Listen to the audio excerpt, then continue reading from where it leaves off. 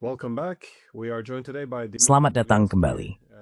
Hari ini kita ditemani oleh Dmitry Polyansky, wakil pertama Federasi Rusia untuk Perserikatan Bangsa-Bangsa. Terima kasih banyak telah kembali hadir. Kami melihat bahwa setelah beberapa dekade Perang Dingin, ketika terjebak dalam persaingan dengan AS, muncul era pasca Perang Dingin, di mana arsitektur keamanan Eropa dibangun di sekitar perluasan NATO. Sekali lagi mengunci AS dan Rusia dalam persaingan zero-sum selama 30 tahun berikutnya. Namun strategi keamanan nasional yang baru ini, jika benar-benar tulus, dan saya harus menekankan hal itu, dapat menandakan peluang untuk melakukan penyetelan ulang sepenuhnya dalam hubungan AS-Rusia. Menurut Anda, adakah alasan bagi Moskow untuk optimis atau setidaknya optimis dengan hati-hati? Apanatheraturn dokumen bar, Skuwu Matarite, Spuye Fertharanks, dan Novogormo Utis Mekika. Does engage with the American counterpart. Well, it's the US document first and foremost. It has certain. Baik, ini adalah dokumen Amerika Serikat pertama dan terutama. Dokumen tersebut memiliki sinyal-sinyal tertentu yang kami perhatikan. Namun tentu saja kami terutama harus fokus pada pertemuan, pengaturan, dan pembicaraan bilateral kami. Pertemuan terobosan menurut saya terjadi di Anchorage, dan kami terus membangun hasil dari pertemuan tersebut. Hari ini, Menteri Luar Negeri saya menekankan bahwa pertemuan antara Menteri Blinken dan Presiden Putin beserta timnya pada 2 Desember sangat merupakan kelanjutan dari semangat Anchorage, yang berarti dorongan itu masih ada dan kami masih terus berbicara serta mendiskusikan berbagai hal.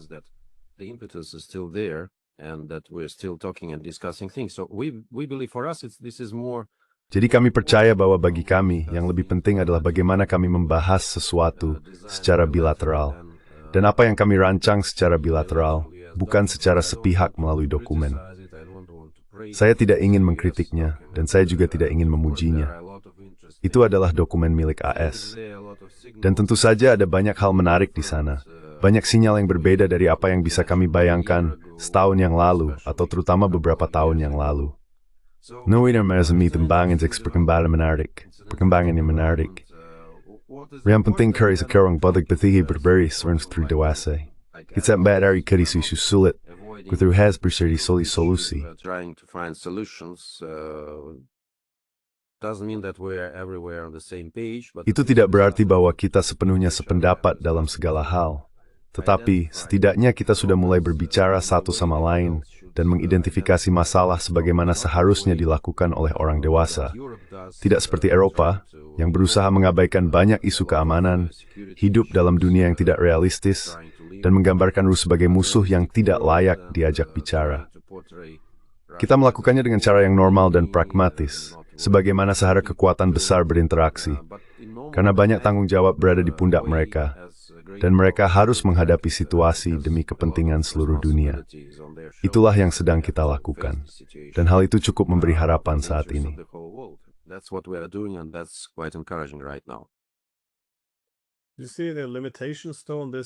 Apakah Anda masih melihat adanya keterbatasan dalam jalur diplomatik ini? Nah, saya kira, apakah ada batasan sejauh mana hubungan bilateral AS-Rusia dapat berkembang tanpa terlebih dahulu menyelesaikan perang di Ukraina? Mengingat bahwa konflik ini pada dasarnya merupakan konflik perantara antara NATO dan Rusia.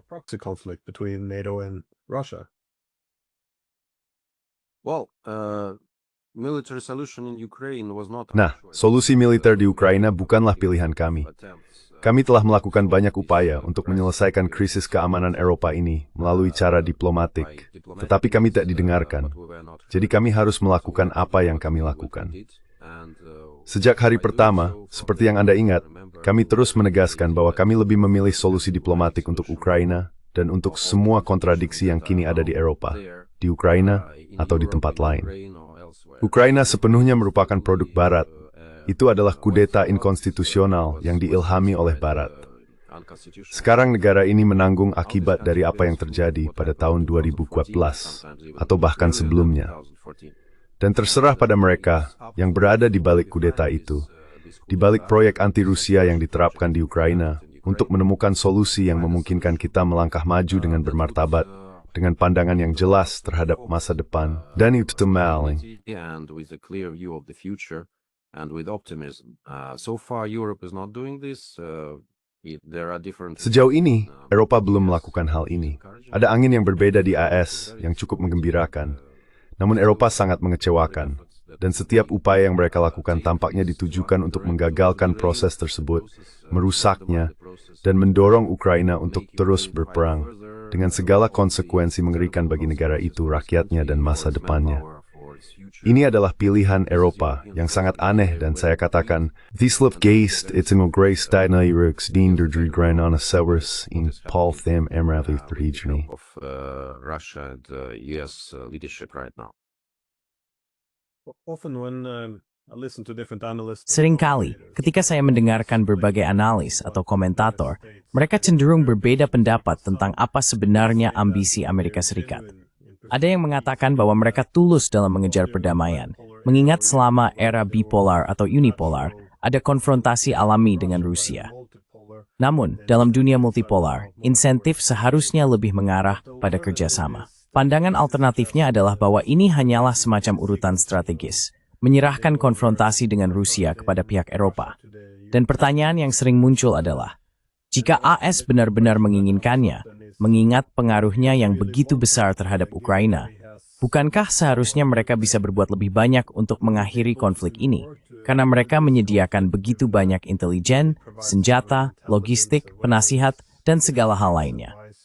Selain itu, beberapa solusi tampak seperti hal-hal yang sebenarnya bisa ditawarkan oleh AS sendiri, seperti tidak memperluas NATO. Untuk itu, tidak perlu persetujuan dari Kiev. Tampaknya hal itu berada dalam kemampuan Washington. Saya ingin tahu bagaimana Anda memaknai hal ini. Well, there are some hints that this Nah, ada beberapa petunjuk bahwa inilah logika yang berlaku di Washington saat ini. Mencari solusi yang lebih berkelanjutan dan jangka panjang yang jauh melampaui situasi di Ukraina. Upaya-upaya itu masih sangat sederhana, dan saya tidak ingin melebih-lebihkannya, tetapi ini merupakan tren yang cukup menggembirakan yang kita lihat sekarang. Karena kita telah mulai membahas isu-isu ini. Sebab selama bertahun-tahun, tentu saja, titik awal yang logis adalah pidato Presiden Putin di Munich pada tahun 2007. Kami berusaha menunjukkan masalah-masalah yang pasti akan kami hadapi jika Barat tidak mengubah logikanya. Logika permainan zero sum, logika bahwa NATO adalah landasan keamanannya, serta upaya untuk melemahkan gagasan tentang keamanan yang tak terpisahkan, terlepas dari kenyataan bahwa mereka setuju untuk mencantumkannya dalam beberapa dokumen OSCE. Maras ini wijebrace tuetro, indatino probes termithingnasser. Clear from the outset that it would lead us to big problems, and President Putin in 2007 made absolutely. Dan Presiden Putin pada tahun 2007 memberikan penilaian yang sangat tegas dan analisis yang jelas tentang apa yang akan terjadi jika Barat tidak mengubah arah. Barat tidak melakukannya. Pertanyaannya sekarang adalah, apa yang akan terjadi setelah tercapainya penyelesaian di Ukraina? Karena penyelesaian itu hanyalah sebagian dari gambaran besar. Ada gambaran yang lebih luas, dan ada gajah besar di dalam ruangan yang tidak bisa kita abaikan. Orang Amerika telah mulai menyesuaikan cara pandang mereka terhadap hal ini. Saya sangat terdorong oleh beberapa pernyataan dari perwakilan AS, misalnya mengenai OSCE, sebuah organisasi yang sangat penting, namun saat ini kurang dihargai dan agak pasif atau tertidur. Namun gagasan-gagasan yang diajukan sebelumnya bisa menjadi dasar bagi kerjasama di antara semua anggota OSCE, semua negara Eropa. It says perimbursening ku ior the tastif. Not a liber or thesis that's the billing. Somewhere positive, I would say, somewhere forward-looking. Again, a lot of caveats, a lot of. Sekali lagi, ada banyak catatan, banyak negara yang tidak ingin melihat kenyataan seperti yang dilihat oleh AS saat ini. Namun tetap saja, ini adalah sebuah awal. Dan setelah kita menemukan solusi untuk krisis ini, kita harus menghadapi masalah yang lebih besar. Jika kita tidak ingin berakhir dalam situasi di mana terjadi perang lain di Eropa, bukan karena Rusia menginginkannya, bukan karena Rusia ingin menyerang NATO atau Uni Eropa, karena tren yang sedang dibentuk oleh sekutu-sekutu ke Eropa sana. Termasuk mereka, Tarvriji Theod Trang isian angdum igen muso, Moyasi Guyer Hubrecht, Every sport diskursep dengan osa. Russia will inevitably attack, that Europe should prepare to the war with Russia, and they try to use it as a smokescreen. Dan mereka mencoba menggunakan sebaik kedok untuk menutupi kesalahan mereka sendiri, perhitungan yang keliru, dan masalah dalam masyarakat mereka. Ini adalah logika yang telah digunakan selama beberapa dekade. Jika kamu memiliki masalah besar di dalam negeri, cobalah mencari musuh eksternal dan semacam membius opini publikmu, karena perang menjadi solusi bagi elit politik yang bangkrut dan ingin mempertahankan keberadaannya. Tidak ada yang baru di sini. Sengsara tidak cerita dalam kuyang, tetapi secara itu orang tidak membacanya. Unfortunately, don't read the history books. Well, in this new security document, Nah, dalam dokumen keamanan baru ini, Amerika Serikat tampaknya berpendapat bahwa perluasan NATO sudah melewati waktunya, bahwa sudah saatnya mencari solusi yang berbeda. Perluasan NATO pada dasarnya membagi kembali benua dan menghidupkan kembali sebagian logika Perang Dingin. Anda menyebut OSCE. Apakah Anda melihat kemungkinan untuk benar-benar melangkah sejauh itu dan menangani akar permasalahannya? Mengurangi peran NATO, meningkatkan peran OSCE. Menjadi sesuatu yang diminati oleh Amerika Serikat.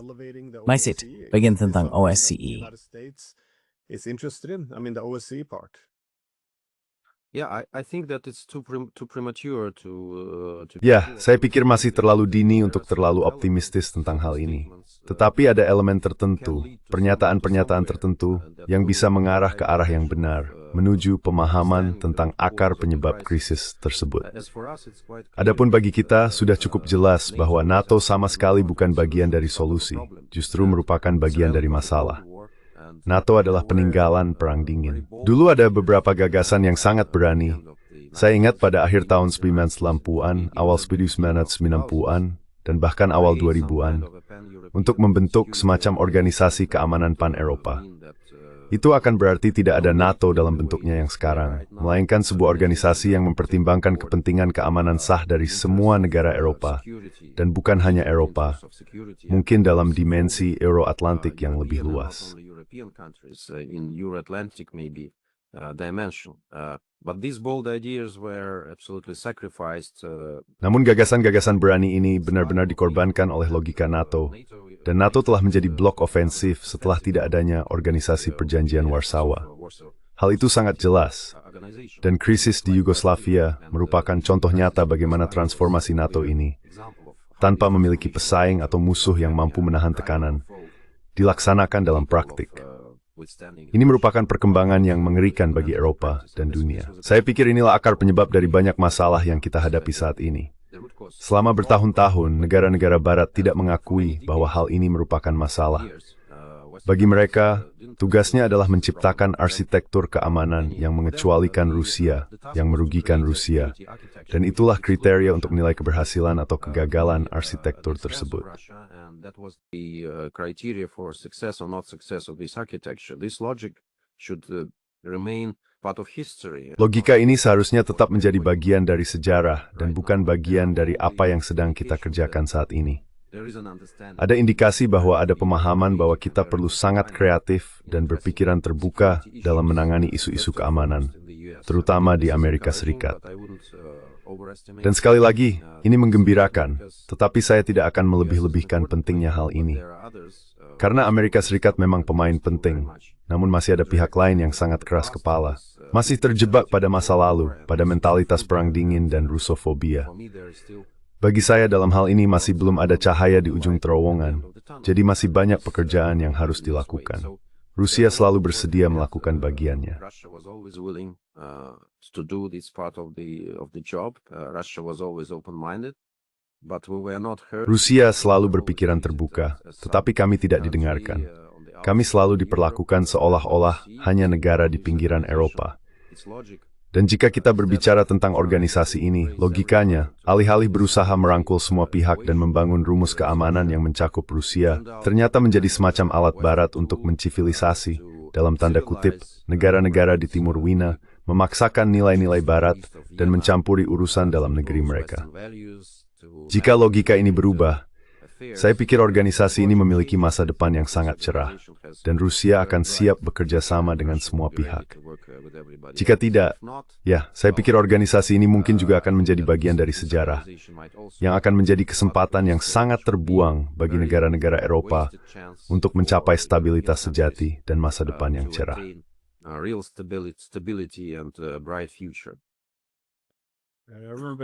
Saya ingat pada tahun 90-an, banyak dari kami, para pemimpin senior Amerika, memiliki harapan besar terhadap OSCE juga dan cukup kecewa dengan perluasan NATO. George Kennan, William Perry, dan beberapa tokoh lainnya merasakan hal yang sama. Namun ketika sekarang kita mendengar tentang usulan perjanjian damai yang muncul dari Amerika Serikat dalam berbagai versi, hal itu menunjukkan bahwa konsesi yang diharapkan dari Rusia akan berupa, misalnya bahwa Rusia tidak akan bergerak untuk memulihkan netralitas Ukraina, jadi tanpa NATO. Dan tentu saja, Donbas juga tidak dapat dinegosiasikan, tetapi pihak Amerika menyarankan mungkin ada kesepakatan di mana mereka pada dasarnya menggambar ulang batas administratif untuk Kherson dan Zaporizhia. Apakah ini sesuatu yang benar-benar dimiliki oleh pihak Amerika? Ya, saya muatahambist, apa yang bestun tapkezi, since Teristemez in theory skroidal, lebih tesni naudoftan inarkino. Or is this more of an American wish list? Well, I'm not part of the team which is discussing the Ya, details. saya bukan bagian dari tim yang membahas rincian dari kemungkinan kesepakatan ini. Saya tidak ikut serta dalam pertemuan yang berlangsung pada tanggal 2 Desember. Jadi mungkin tidak bijak bagi saya untuk berspekulasi tentang detailnya. Namun saya tahu bahwa ada pembicaraan yang serius. Ini tentu menyiratkan adanya isu teritorial.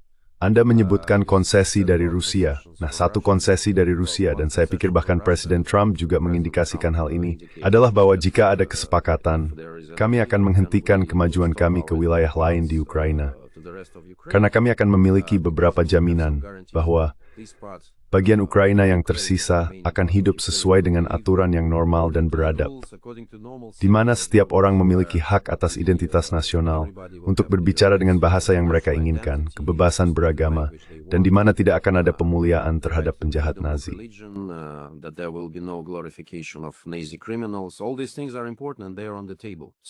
Semua hal ini penting, dan semuanya sedang dibahas. Yang sangat penting adalah seperti apa sisa wilayah Ukraina nantinya. Kami ingin memiliki tetangga yang normal dan cinta damai, seperti dulu sebelum tahun 2014, atau mungkin bahkan sebelum tahun 2010, saya akan katakan begitu. Kami ingin memiliki negara yang dengannya kami menandatangani perjanjian strategis.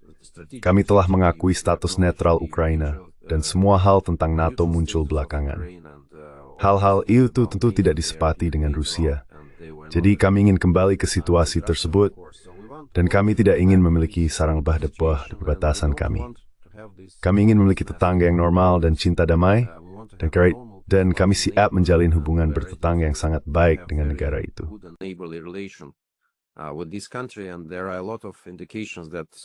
Dan ada banyak indikasi bahwa ini merupakan skenario yang mungkin terjadi, mengingat fakta bahwa lebih dari 7 juta warga Ukraina mencari perlindungan di Rusia setelah krisis ini dimulai.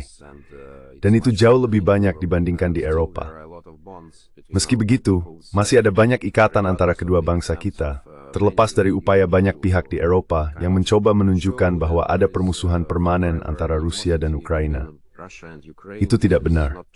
Saya benar-benar yakin bahwa orang Rusia dan Ukraina tidak hanya akan mampu hidup damai, tetapi juga bekerja sama ketika rezim yang sepenuhnya artifisial dan dipaksakan pada tahun 2014 itu berakhir. Dan ketika tidak ada lagi pihak yang mencampuri urusan Ukraina, seperti yang dilakukan negara-negara barat sebelum tahun 2014, dan terutama setelah tahun 2014.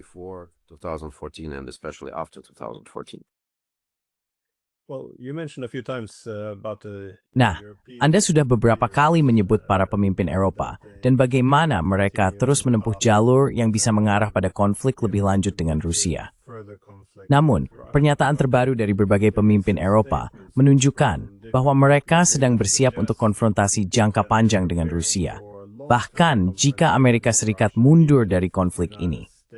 Menurut Anda, apakah ada kemungkinan kita benar-benar bisa berakhir dalam perang langsung?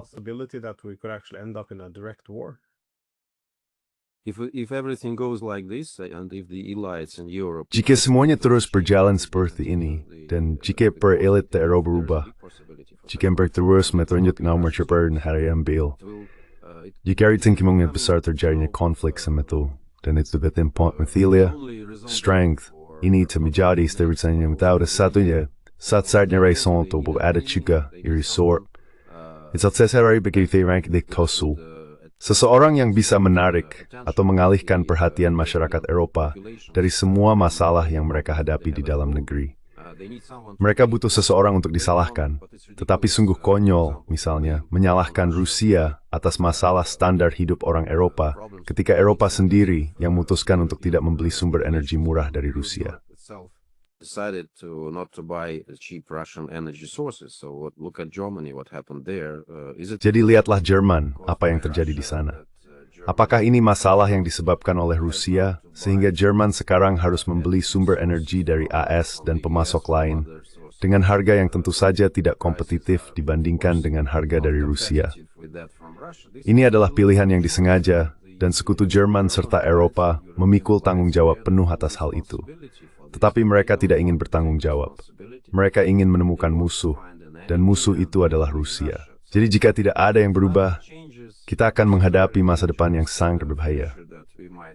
Nembisese tidak semua orang di Eropa berpikir seperti ini, dan saya tidak sedang berbicara tentang negara-negara seperti Hongaria atau Slovakia.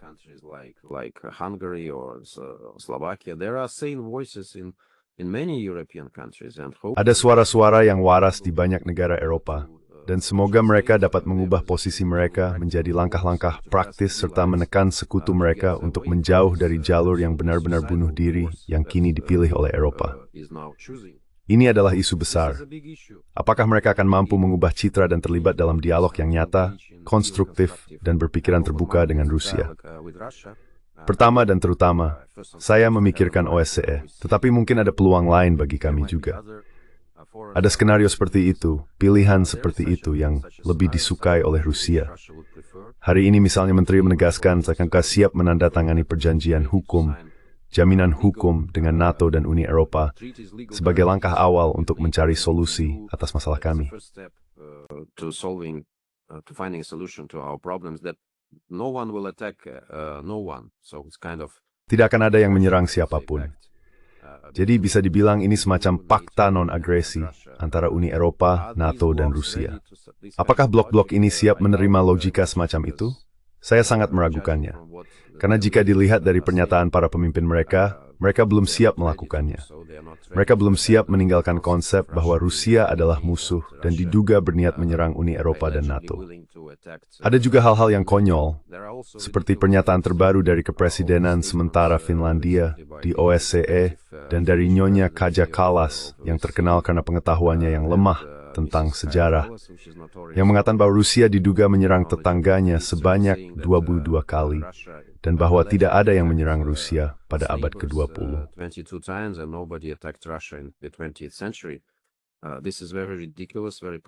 Ini sangat konyol, sangat provokatif. Tetapi hal ini menunjukkan garis perilaku yang ingin mereka jadikan dasar bagi setiap tindakan Eropa selanjutnya. Saya benar-benar yakin bahwa keduanya menyadari fakta-fakta sejarah. Karena ini bukanlah sesuatu yang aneh. Ini adalah dasar-dasar sejarah yang mereka coba abaikan dengan pernyataan-pernyataan seperti ini. Mereka dengan sengaja berusaha membentuk opini publik di Eropa, terutama di kalangan anak muda Eropa, yang, karena berbagai alasan, mungkin tidak memiliki pengetahuan sejarah yang kuat agar mereka percaya bahwa Rusia adalah musuh, bahwa Rusia selalu mengancam Eropa, yang tentu saja sangat konyol. Dan saya berharap sebagian besar orang di Eropa memahami betapa benar-benar tidak perlunya skenario yang sedang dipaksakan kepada mereka melalui pernyataan dan kebijakan semacam itu.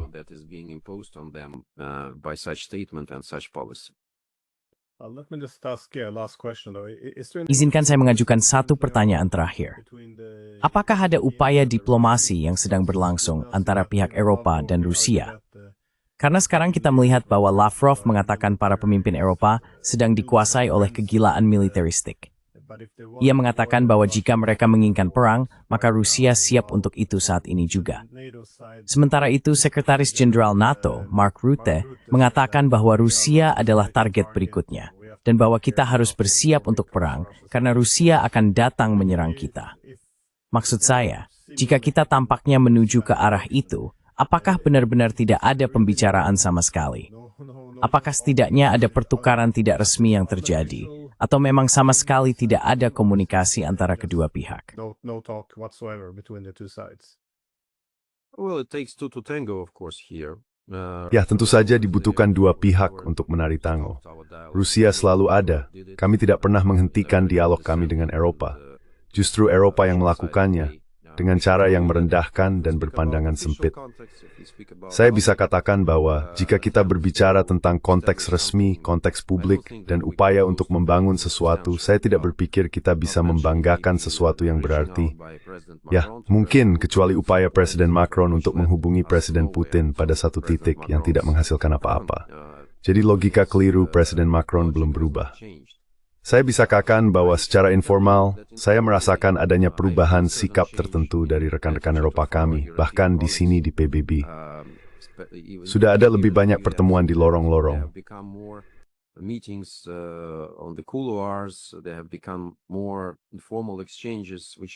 Telah ada lebih banyak pertukaran informal, yang sejauh ini belum membawa kita kemanapun, tetapi mungkin dapat menjadi dasar bagi keterlibatan kembali di masa depan.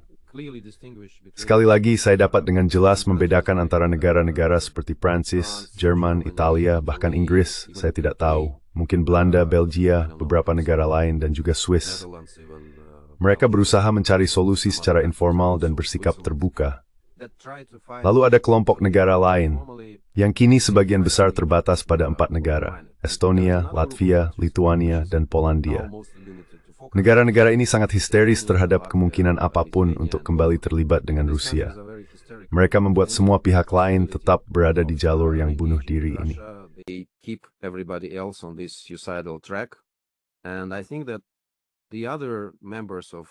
Dan saya pikir anggota lain dari komunitas Eropa sangat menyadari negara-negara yang histeris dan Rusofobik ini yang berusaha memonopoli kebijakan Timur dan kebijakan terhadap Rusia di tangan mereka sendiri. Saya tidak tahu apakah mereka akan berhasil menakut-nakuti yang lain seperti yang mereka lakukan sekarang. Namun sekali lagi, ada sebuah tren, sangat kecil, tapi tetap ada, keinginan untuk terlibat kembali dari beberapa negara Eropa. Meskipun itu bukan dari justru saya kira struktur dan para pemimpin yang kita miliki saat ini juga merusak prospek ini. Mereka berusaha menyelaraskan diri dengan suara radikal dan Rusofobik dari 3 negara Baltik dan Polandia.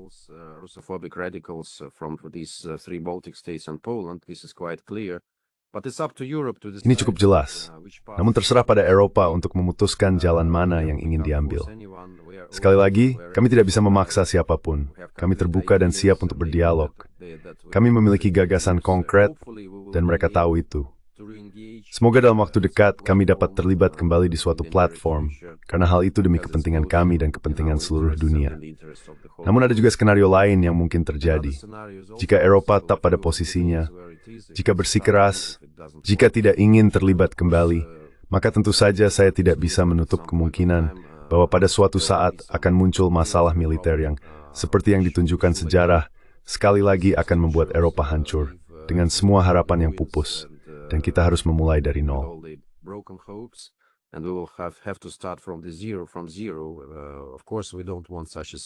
Tentu saja kami tidak menginginkan skenario seperti itu. Tidak ada seorang pun di Rusia yang tertarik pada hal tersebut. Tidak ada seorang pun di Rusia yang ingin menyerang Uni Eropa, NATO, atau pihak manapun. Pertanyaannya adalah, apa pilihan dari pihak lain? Saya berharap mereka akan membuat pilihan yang tepat dan mampu terlibat kembali dengan pikiran terbuka untuk mencari rumusan keamanan yang optimal, yang mencakup Rusia, yang mencakup gagasan dasar tentang keamanan yang tak terpisahkan, yang memikirkan seluruh benua Eropa kita dan bukan tentang melindungi negara-negara Eropa, negara-negara Uni Eropa, dari Rusia, dari pengaruh Rusia. Ini adalah kesalahan besar dan saya tidak berpikir Eropa seharusnya mengulanginya 2 kali. Europe should do it twice. Thank you, and no, I hope as well that Terima kasih. Dan ya, saya juga berharap akan ada beberapa perbaikan dalam diplomasi. Menurunnya diplomasi, menurut saya merupakan salah satu tragedi besar di sini, ketidakmampuan untuk sekadar berbicara. Jadi saya berharap, mungkin bukan dengan Carlos, tapi setidaknya jika mendapat tanda bahwa para pemimpin Eropa lainnya sedang berdiskusi, semoga ada alasan untuk optimis. Semoga saja saya tambahkan. Tapi terima kasih banyak sudah meluangkan waktu. Thank you so much for taking the time. Thank Garius.